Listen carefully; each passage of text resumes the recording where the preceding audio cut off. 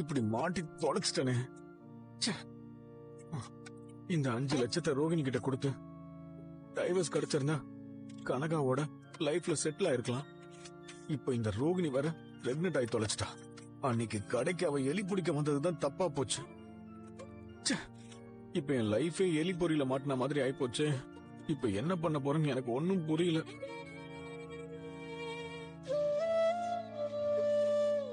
ஏங்க தூங்கலையா? தூக்கம் வரல மீனா, ஒரே யோசனையா ஓடிட்டு இருக்குது. எதை பத்தி? இந்த மனோஜ பத்தி தான். இவ்வளவு அசால்ட்டா பார்லரமா குழந்தைக்கு இவனுக்கும் சம்பந்தமே இல்லைன்னு சொல்றான் பாத்தியா? ஆமாங்க, நான் கூட அதை எதிர்பார்க்கவே இல்ல. அதுவும் சரியா டைவர்ஸ் பேப்பர்ல கையெழுத்து போடுற நேரத்துல இப்படி ஆயிருக்கு பாருங்களேன். கடவுளே அதை தடுத்த மாதிரி தான் இருக்கு. கடவுள் தடுத்தாலும் இவன் ஒத்துக்க மாட்டேங்கிறானே. தனியா எங்கேயும் பார்த்ததே இல்லைன்னு பல்ட்டி அடிக்கிறான். எப்படி எல்லாம் பொய் சொல்லலான்னு இவன் ஒரு கோச்சிங் கிளாஸே நடத்தலாம். அவர் முகத்தை பார்த்தாலே தெரியுது அவர் பொய் மட்டும் தான் சொல்றாருன்னு. தப்பு பண்ணாதவர் எதுக்கு பயப்படணும்? ஒருவேளை பார்லர் நம்ம எதுவும் பொய் சொல்லிருக்குமோ? சாச்சா, ரோஹிணி இதுக்கு முன்னாடி நிறைய பொய் சொல்லிருக்கா, ஏமாத்திருக்கா. ஆனா இந்த விஷயத்துல அவ அப்படி பொய் சொல்லல. அப்படிப்பட்ட பொண்ணும் இல்ல அவ. கரெக்ட் தான். இவன் கூட சேர்ந்து வளர்றதுதானே அது எல்லாமே பண்ணுச்சு. அது மட்டும் இல்லாம எல்லார் முன்னாடி வச்சு தைரியமா இவன் தான் அப்பான்னு சொல்ல முடியாதுல்ல. அதனால உண்மையாதான் இருக்கும். அது மட்டும் இல்லங்க, இது ஒண்ணும் அந்த காலம் மாதிரி இல்ல. ஸ்ருதி சொன்ன மாதிரி டிஎன்ஏ டெஸ்ட் எல்லாம் எடுத்து பார்த்தா இப்பவே கண்டுபிடிச்சிடலாம்.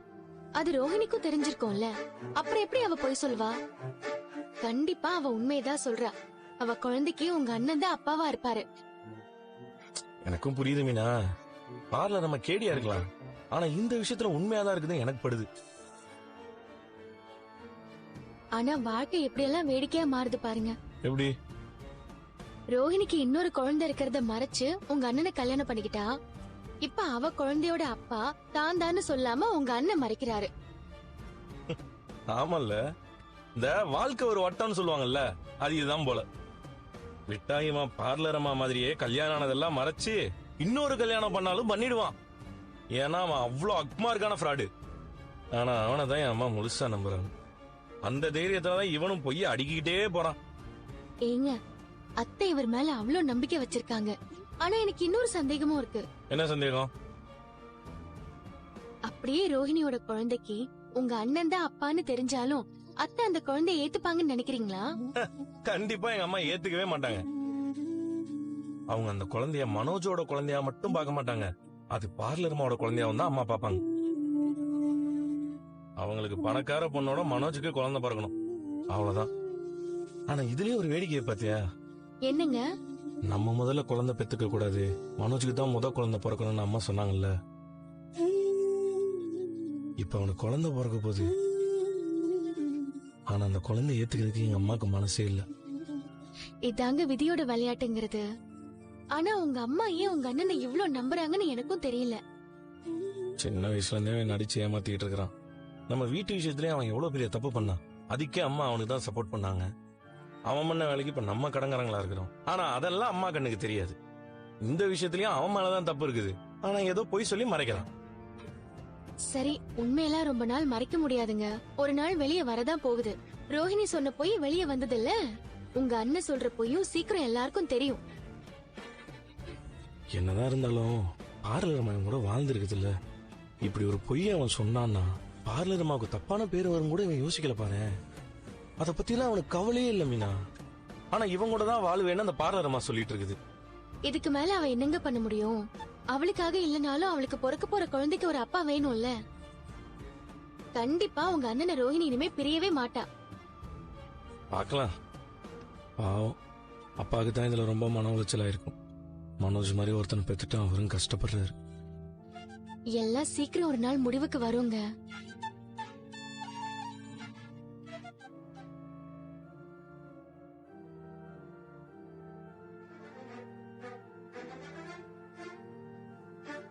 நடக்கிறதெல்லாம் பார்த்தா பயமா இல்ல உனக்கு?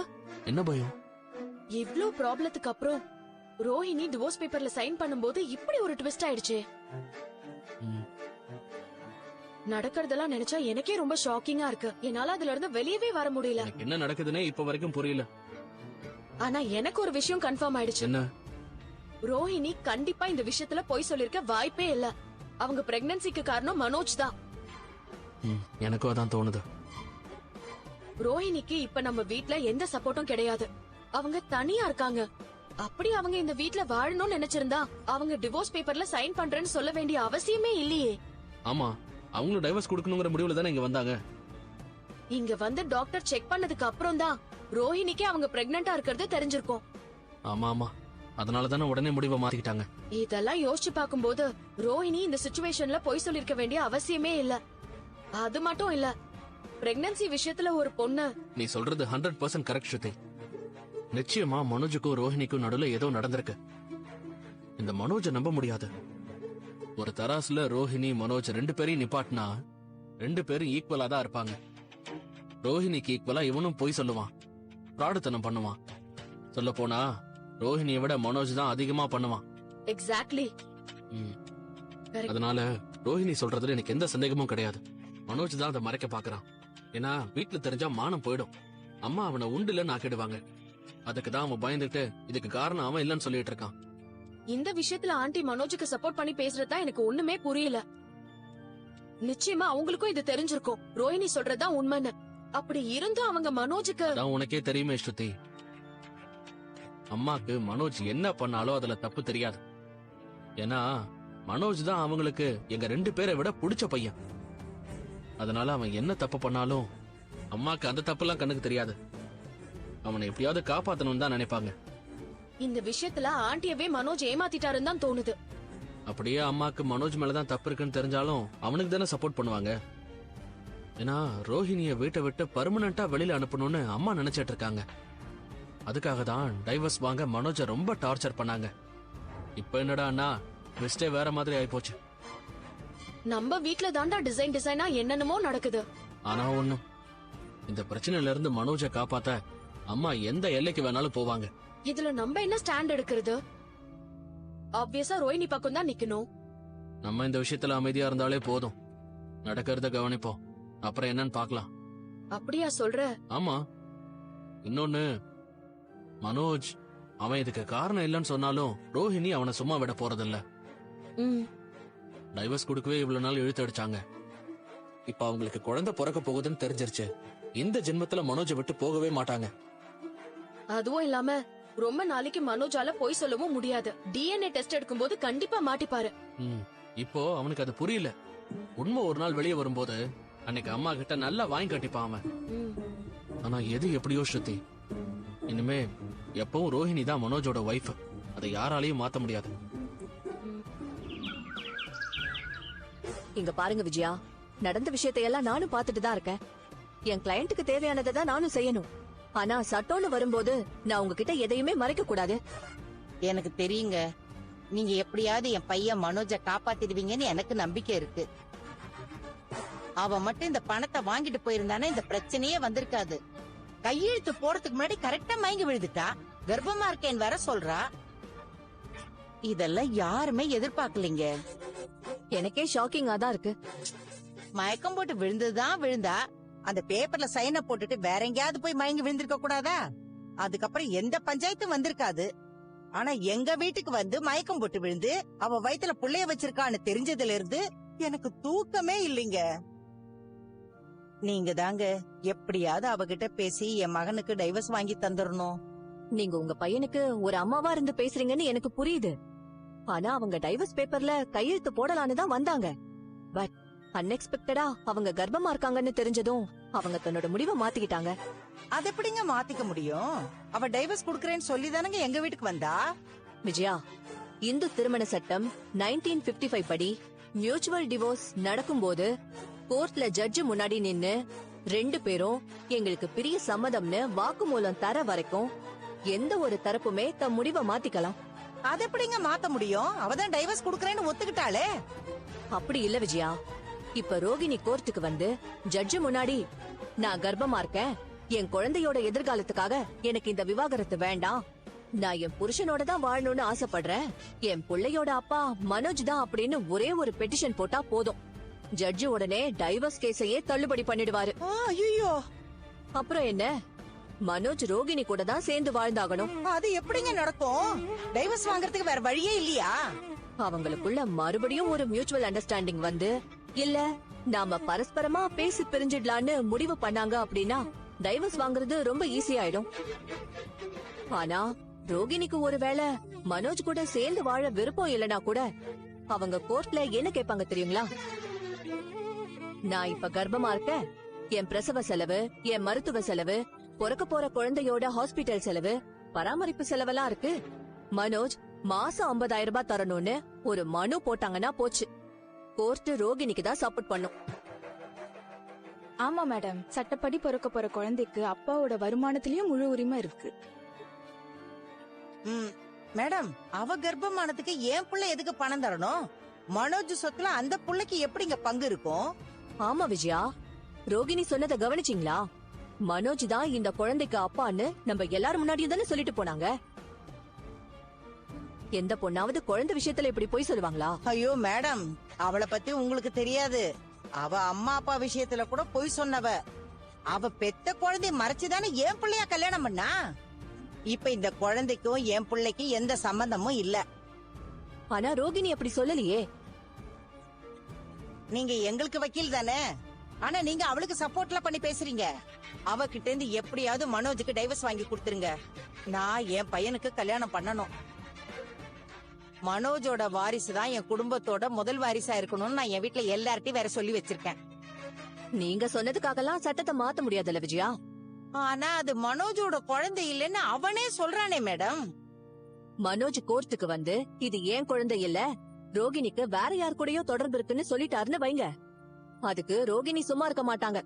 அவங்களும் டிஎன்ஏ டெஸ்ட் எடுக்க சொல்லி கோர்ட்ல அப்ளை பண்ணுவாங்க. அது எடுத்தா என்ன ஆகும்? அதை எடுத்தா ரோகிணி வயித்துல இருக்க குழந்தையோட அப்பா மனோஜா இல்லையாங்கிறது தெரிஞ்சிடும். அதெல்லாம் இன்னும் 10 மாசம் கழிச்சு தானே மேடம் பண்ண முடியும். விஜயா, குழந்தை பிறந்ததுக்கு அப்புறமாவும் எடுக்கலாம்.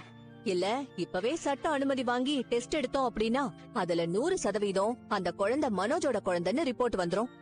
ஏன்னா அன்னைக்கு உங்க வீட்ல மனோஜ் முழிச்ச மொழியே சரியில்லை. அப்பவே எனக்கு உங்க பையன்தான் அந்த குழந்தைக்கு அப்பான்னு தெரிஞ்சு போச்சு. இல்ல மேடம், அவன் இல்லன்னு தான் சொல்றான். மனோஜ் மேல எனக்கு நம்பிக்கையே இல்லங்க. மனோஜ் தான் அந்த குழந்தையோட அப்பான்னு தெரிஞ்சிருச்சு அப்படின்னா கோர்ட்டை ஏமாத்தினதுக்காகவும் பொய் சொன்னதுக்காகவும் மனோஜ் மேல போர்ஜரி, கோர்ட் அவமதிப்புன்னு எல்லா கேஸுமே வரும். அப்புறம் மனோஜ் கண்டிப்பா ஜெயிலுக்கு போற சூழ்நிலை தான் வரும். ஜெயிலா? என்ன மேடம் சொல்றீங்க? அப்படியெல்லாம் நடக்க கூடாது. என் பிள்ளைய நான் ஜெயிலுக்கெல்லாம் அனுப்ப மாட்டேன். கவலைப்படாதீங்க, கோர்ட்ல அவங்க தரப்பு மனுவை இழுத்தடிக்க பாக்குறேன். சட்டப்படி இந்த டிவோர்ஸ் கேஸ் முடியறதுக்கு இன்னும் சில மாசம் ஆகலாம், இல்ல சில வருஷம் கூட தள்ளி போகலாம். ஏன்னா ரோகிணி கர்ப்பமா இருக்கிறதுனால குழந்தை பிறக்கிற வரைக்கும் இந்த கேஸை இழுக்க வாய்ப்பு இருக்கு.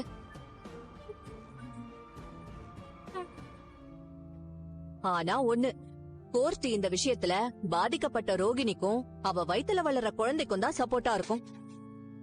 ஆக மொத்தத்துல நமக்கு சாதகமா எதுவும் நடக்காது, அதான சொல்ல வரீங்க? எப்படியாவது என் பிள்ளைய காப்பாத்தி கொடுப்பீங்கன்னு நினைச்சுதான் நான் வந்தேன். ஆனா நீங்க சொல்றத பார்த்தா எனக்கு இப்ப தலையும் புரியல, வாலும் புரியல. நான் வீட்டுக்கு போய் ஏதாவது யோசிச்சு ஒரு முடிவு எடுத்து அப்புறம் வந்து உங்களை பாக்குறேன். முதல்ல ரோகிணி வயித்துல வளர்ற குழந்தை மனோஜோடது தானான்னு கன்ஃபார்ம் பண்ணிக்கோங்க. மனோஜ் மேல எனக்கு நம்பிக்கையே இல்ல, நீங்களும் கொஞ்சம் யோசிச்சுக்கோங்க.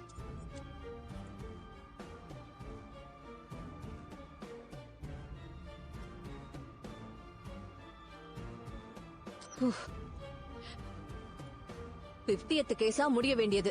எனக்கு 50 வயசானாலும் இந்த கேஸ் முடியாது போல இருக்கு. நீ அடுத்த கிளையண்ட வர சொல்லு. சரிங்க மேடம். தெரியாம வந்து இப்படி மாட்டிக்கிட்டேனே.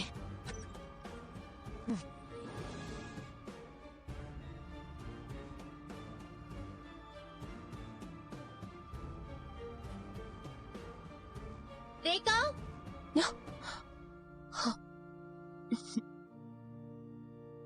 ஹாய், நீங்க இங்க? நான் இங்க பூ குடுக்க வந்தேன். நீ என்ன இந்த பக்கம்? கையில என்ன ஃபைல்?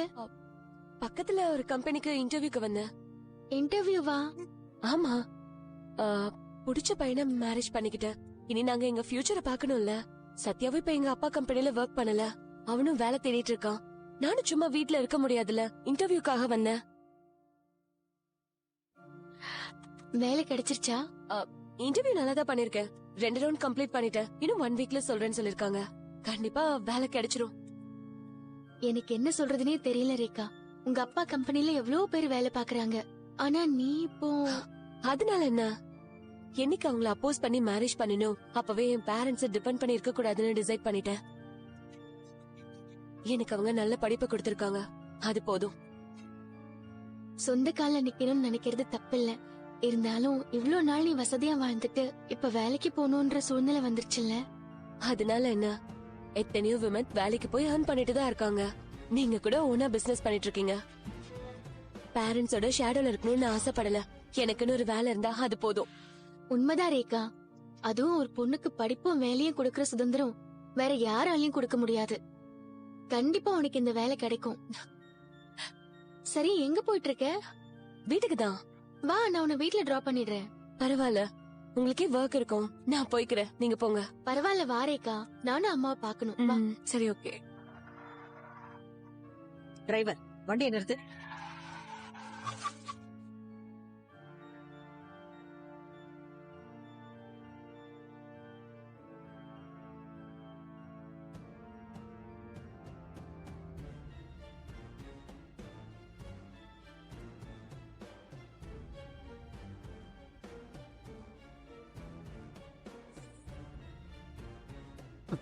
என் தலைவிதிய பாத்தியா? உன்னை பெத்தவனா 3வது மனுஷி மாதிரி போற வழியில உன்னை பாக்குற அளவுக்கு சூழ்நிலையில நீ என்ன தள்ளிட்ட. சரி, நீ எப்படி இருக்க? நான் நல்லா இருக்கேம்மா, சந்தோஷமா இருக்கேன். நல்லா இருக்கேன்னு நீ சொல்லிட்ட, ஆனா உன்னை பாக்குறப்ப எனக்கு அப்படி தெரியல. உன்னை இந்த மாதிரி நிலைமையில பாக்குறதுக்கு எனக்கு எவ்வளவு கஷ்டமா இருக்கு தெரியுமா? நமக்கு எத்தனை கார் இருக்கு, நம்ம கிட்ட எத்தனை பேர் வேலை செஞ்சுக்கிட்டு இருக்காங்க. ஆனா நீ இப்படி ரோட்ல நின்னுகிட்டு இருக்க.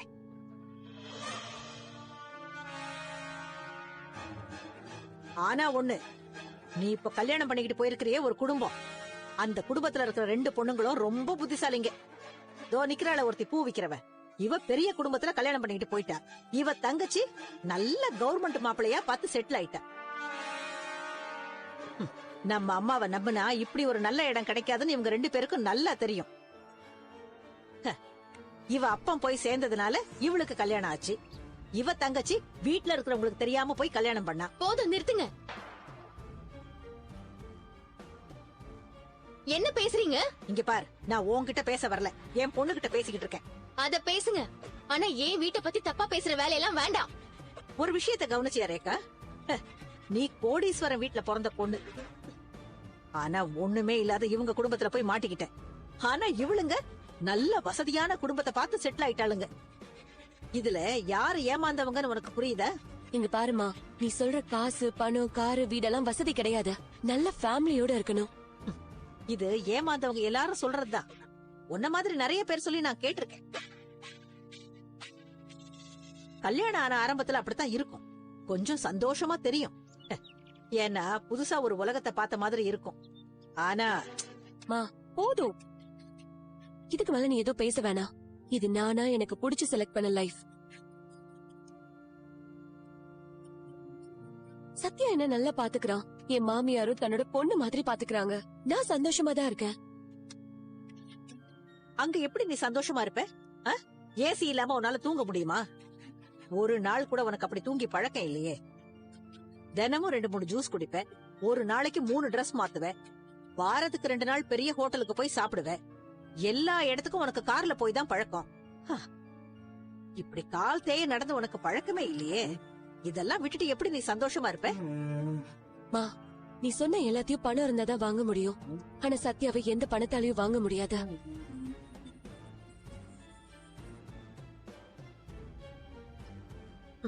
வாழ கத்துக்கலையே தவிர நல்லா பேச கத்துக்கிட்டேன். நான் சொல்றதெல்லாம் உனக்கு இப்ப புரியாது. ஏன்னா உன் கண்ணை சில பேர் மறைச்சு வச்சிருக்காங்க. உண்மை எதுன்னு உனக்கு சீக்கிரமாவே புரியும்.